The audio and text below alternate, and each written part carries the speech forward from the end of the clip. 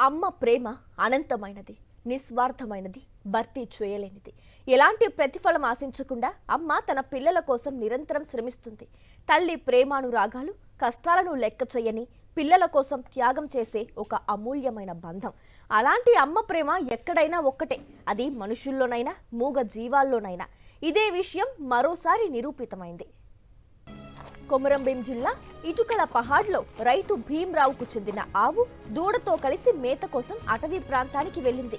Plantation సమీపంలో అకస్మాత్తుగా పులి దాడి చేయగా లేగ దూడ అక్కడికక్కడే ప్రాణాలు కోల్పోయింది.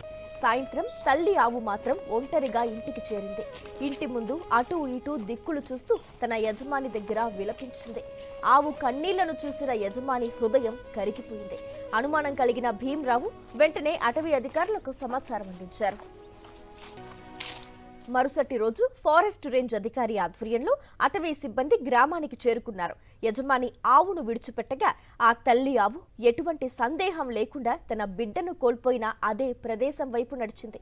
అధికారులు, సిబ్బంది ఆమె వెంబడి వెళ్లగా పులి దాడి జరిగిన స్థలానికే ఆవు తీసుకెళ్లింది. చుట్టుపక్కల పరిశీలనలో పులి దాడి కారణంగానే దూడ మృతి చెందినట్లు గుర్తించారు. సంబంధిత అధికారుల తరపున యజమానికి తక్షణ పరిహారం అందజేస్తామని హామీ ఇచ్చారు. అలాగే పశువుల కాపరులు దట్టమైన అటవీ ప్రాంతాల్లోకి వెళ్లకూడదని సూచనలు జారీ చేశారు.